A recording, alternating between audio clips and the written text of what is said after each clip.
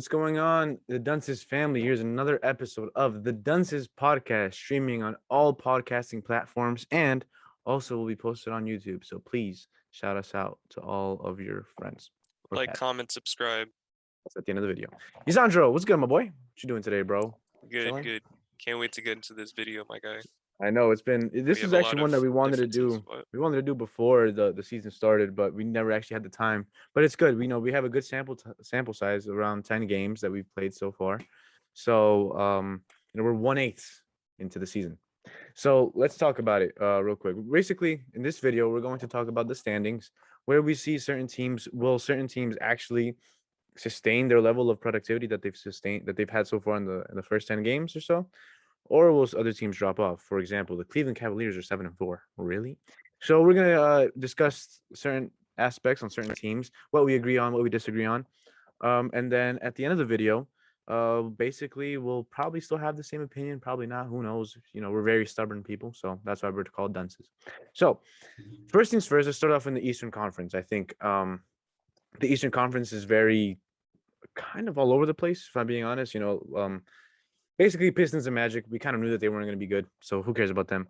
Pacers, Hawks, Celtics, and Bucks, actually. So 4 teams. Bucks are current champions, the former champions. Bucks are 4-6, 10th seed in the West. Celtics are also 4-6, but in the 11th.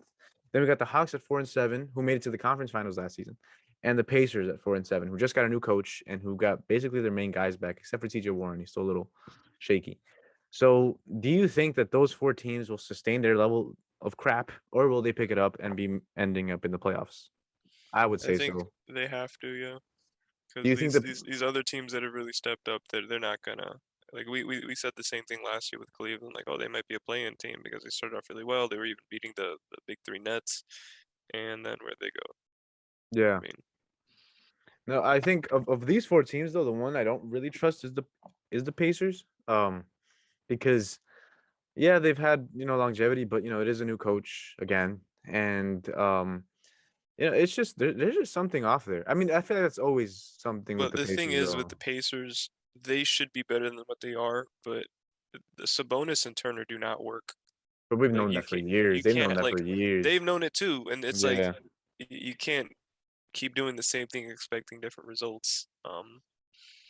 So Yeah, it's just inconsistency by the two. Even though they're consistent individually, but when they play together, it's just off. they can't. So And it's actually, like, statistically they're better with Turner, which is crazy because objectively, you could probably acknowledge that Sabonis is a better player, but they're better without him, which is yeah, crazy. yeah, because Miles Turner, he makes up for whatever he lacks in Sabonis's offense and Miles Turner's defense, which is really what the Pacers. That's what they should always be going for. Their defense has always been good, regardless of their coach. Yeah. So I think they should really focus in on that. But then again, Miles Turner should be better than what he is offensively. He's just stagnated since his rookie season. Because He's of always, Sabonis. but even then, no. Like before Sabonis got there, he was always just flatlined. Like he's just flatlined. So I don't know. I don't see much with the Pacers. I think the Hawks, Celtics, and Bucks can step it up. But let's talk quickly about the Celtics. I'm still a big Ime Udoka fan, but there has to be something going on in that locker room. Like the whole Jaylen Brown, Jason Tatum thing is just not working. I said it months ago. I said it again a few weeks ago. That duo will not work for the foreseeable future. But I want to get your take on it. What do you feel about Jason Tatum, Jaylen Brown, and the Boston Celtics as a whole? Well, it's the same thing with Kawhi and PG. We saw what happened with them, and then, I mean, Kawhi goes down and PG goes off. It's like they can't coexist, and the only reason Kawhi and PG somewhat remotely work is because they're both outstanding two-way wings. Um, but the problem is with Jason and Jalen, they're good, very good players. They're not on Kawhi and PG's level, so you can't force in the square into the circle hole. If I could use that illustration. It's a lot harder to do that when you have less talent on your team. Not to take anything away from them, they're still really good players, but But that's the they're thing. just I so feel like redundant. They're they so have redundant. they have talent though. If you look at that roster, it's Schroeder, it's Smart, it's Brown, it's Tatum, it's Horford. Then off your bench, you got Specifically those Pritchard. two guys, though. I feel Yeah, like you're right. because they're Yeah. just so redundant. And Marcus Smart, he alluded to it the other day with his comments saying, like they don't pass the ball in the final seconds because they both want to take the shot. But you got to hit Now, your shots, man. yeah, that's where I kind of I found it a little weird because Marcus Smart is known to take stupid shots. Um, but the shots that Jalen and Jason well, it's mainly Jason Tatum is taking have been horrible. And now Jalen Brown is hurt. So, now everything is just flowing through Jason Tatum. But the team is But actually he did better with have a Jalen. great game without Jalen, though. Exactly. It's just they don't coexist. I've said it before. We've said it before. Like they won't work in the foreseeable future. One of them has to be traded. And in fact, the number one seed in Philadelphia, who is now 8-3 without Joel Embiid because he's out for 2 weeks, I believe. Ben Simmons and Jalen Brown. There have been numerous talks around those two, a possible trade. For Boston side, how do you feel about a Ben Simmons and Jason Tatum pairing? Jason Tatum should have been with Ben Simmons before in Philly instead of taking Markelle Fultz, but that's another discussion. So, what do you feel about if that trade were to happen? Would Ben Simmons really work in the Boston system alongside Jason Tatum? Um, I think so. I think the thing is the biggest problem with Ben Simmons. We see the videos of him shooting and stuff. It's he doesn't shoot threes. So the problem is the big. So I mean, maybe you can sometimes run him as a small ball five, kind of like a Warriors Draymond. That could really work. I mean, he's Um, 6'10", so he should be able to he's play in the post. Yeah. he should be exactly. I think that would be his best position in the Celtics roster. But the problem is you have Horford, who theoretically he can space the floor, but we've been saying this for the past 2 seasons. But it's not the same Horford. So Yeah. he can sometimes space the floor, and then you have Time Lord as they call him. Bobby. They have Big Bob. Well, they're saying that trade would involve Bob Williams as well. Like it would be Bob and Jalen for Ben Simmons. Do you think that's a valuable trade? I always Well, thought that it would Ben, just either be a straight swap or no, they would have to Ben, include something with Ben. no, they would include it. I don't know. Well, it would be the proposal is technically Ben Simmons and Danny Green for Jalen Brown, Robert Williams, Marcus Smart, and a heavily protected first round pick. Horrible. Like I understand Ben Simmons' trade value has gone down, right? But I feel like that's just not a good trade For Boston or for Philly? for Boston. That's you're giving up too Mm. much. Like I understand Ben Simmons is a great player. He's a great player, but that's just too much even at the peak of his value. And now that it's dropped off, it's like it's still not, you know. See, I think it would be a good trade if you keep Bob Williams. If you keep Robert Williams and I you think just yeah, trade if you just keep Smart and trade Smart Jalen. and Jalen, and that's it. That's a good So you trade. think it would be? I think it would be a win-win for both teams if I'm being honest. Like, yeah, the fit with Horford would be a little iffy, but I think for both teams it would work out. But I mean, Philly is still 8-3; they're number one in the East. But the teams I really want to talk about: Heat, Bulls, and Wizards. The Wizards are playing really well. Will they sustain this level of productivity, and will they make at least the play-in, possibly the playoffs? Yeah, so before I actually had the Wizards in my top 10 for the East standings, and when we were talking about it, I feel like you were kind of sleeping on them. Yeah, I hate them. I hate Kyle And I'm Kuzma, like, but yo, I love Dinwiddie. Kuzma and Dinwiddie, Dinwiddie's coming back, and Kuzma's going to take a step up. Trez is going to go back to who he was, and you didn't really believe me. But I mean, look, for right now, it looks like I've been right. I wish I had this in writing so I could, go back to it. But Kuzma I still do have sucks. my standings, which you can't even see. But I had them You had him in in ninth, right? yeah, I think I had them in ninth. So Yeah. I mean, yeah, now they've surpassed your expectations. They're at fourth. but they're going Dinwiddie to has been regress to the falling. mean, and I still feel like they'll be 8 or 9, which is Okay. good for them. I think so. So what about the Bulls? Do you think the Bulls are going to be, Yeah, you know, definitely. I think they're too talented not to be in the top 10. I do think they can make it into the top 6. But then I that would think they mean that will. one of Boston or Atlanta has to drop out of the top 6 for them to make it. So you're taking Chicago over either Atlanta or Boston. Right now, I know it's easy to say Boston, but do you think that Boston's going to keep this up? Yeah, Like I this do. bad level of play? I do because Mm. they don't work together. I'm telling you, it doesn't work. And Ime Udoka's tried everything. The only issue, my issue with Ime Udoka is that he's not playing Peyton Pritchard as much, and I think that's really stupid. So I think Peyton Pritchard should be getting more minutes in Boston. My But issue with Emi is that before he said, "Hey, the assist numbers were low last year. Sorry, Brad, we're going to try to get those up." And I feel like the ball movement hasn't been as great as it could have been. I yeah, feel like there's been a lot of ISO ball, but you know what? relatively He's speaking. tried. He said it, but Tatum and Brown just do their own thing. They don't listen to their coach. I think that's the issue. I think that they need that Ime Udoka really needs to just start yelling at these guys and telling them to be smarter. But yeah, the Heat have had a great start of the season so far. So how do you feel about Miami? Yeah, I had Miami in my top three. I had them in third though. I had no idea they Yeah, were. I didn't know they were gonna, go so hard in the I regular mean, season. I thought because they were older, they were gonna try to coast a little bit. yeah, and then also they're also the second seed because the Nets have been so bad. I mean, and I say so bad, and they're still 7-4.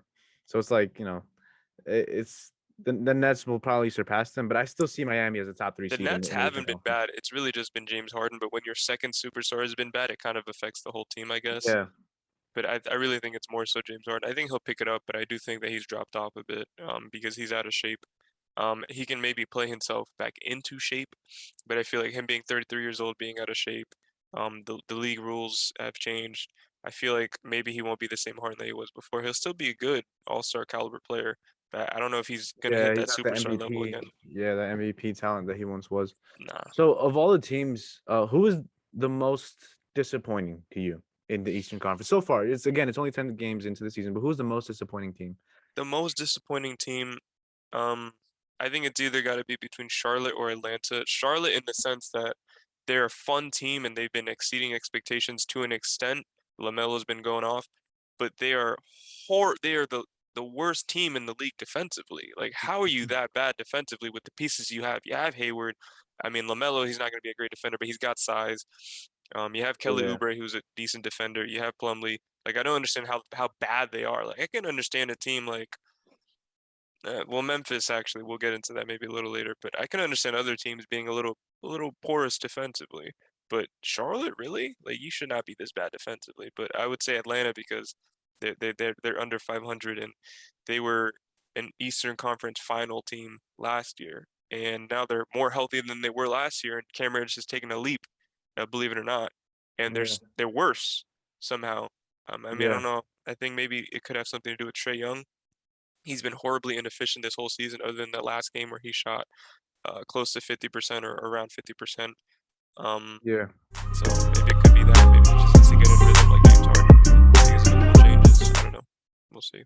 Yeah, I think I agree. I think Atlanta is down there because, like you said, they made it to the conference finals, and this shouldn't happen. I think it was not that it was a fluke last season, but it could potentially be that, kind of like how Phoenix is in the Western Conference, which we'll get into a little later. Yeah, I think of all teams though, Atlanta and Boston are my two biggest disappointments because Boston, even though I knew that they would probably make the play-in, they shouldn't be, 11th seed and playing the way that they are. They just look pathetic, if I'm being honest. And now a lot of it doesn't look like it's Danny Ainge's fault. It doesn't even look like it's Brad Stevens' fault. A lot of it is now on the young guys and Jason Tatum and Jalen Brown. And I guess the whole team is seeing it. So trading Marcus Smart and one of these guys has to happen soon because even Marcus Smart just doesn't look like himself right now, and he looks like he's over his tenure there in Boston. The But reason now, I don't say Boston is because, like, they start off really bad, and then they picked it up. They won against Orlando, which they should have done, and then they destroyed Miami, which is crazy because Miami's one of the best teams in the league. yeah, Miami just couldn't keep up with their switching. And then they were one ridiculous Luka shot away from potentially winning that game. yeah, Yeah, I agree. Potentially winning that game. And it was tied 104-104, and Jason Tatum was going off without Jalen Brown. So the reason why I'm not panicking on them right now is because I do feel like they're not going to be great, but they'll, go back to, they'll regress to the mean and they'll be decent. But Atlanta, there's no evidence to suggest otherwise because we feel like maybe they could have overachieved like Phoenix did. So you yeah. really don't know. It's kind of And concerning.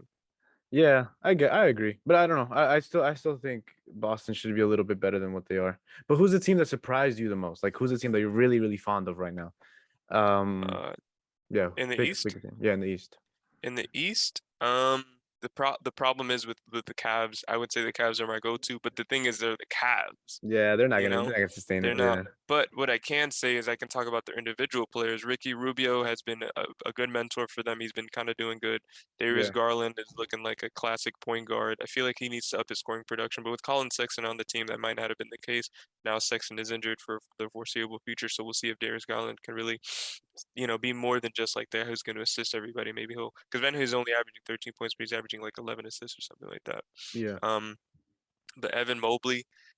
Baller, bro. He's nice, dude. He's been better than the other top. Obviously, Cade hasn't been playing; he's been injured.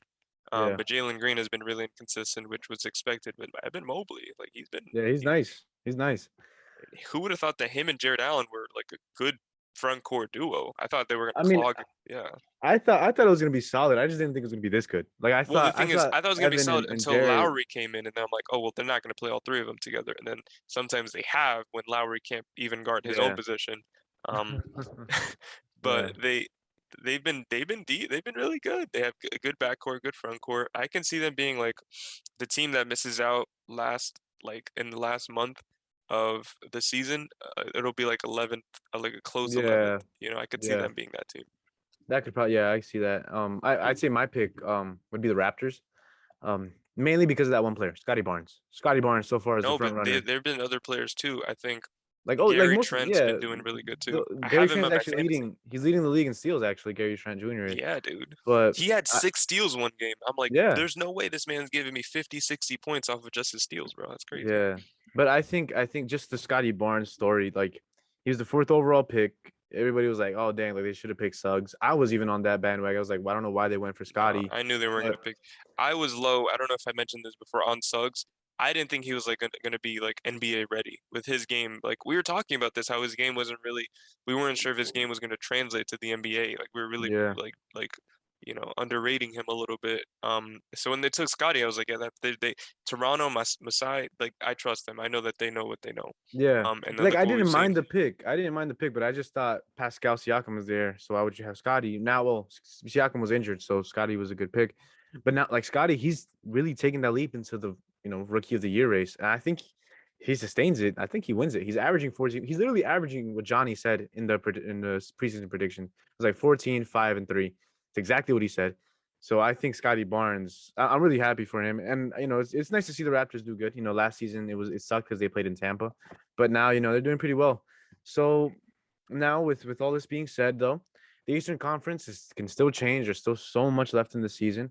We're excited to see what happens, but we're actually going to end the video here. We're gonna record a new one for another day and talking about our Western Conference predictions. So as of right now, though, guys, please subscribe, like, and hit that like button down below. And please shout us out to all your friends out there. We have podcasts all over social media. Please, Spotify, Google Podcasts, the other crap. I don't know. Thing is, please like, subscribe, and peace.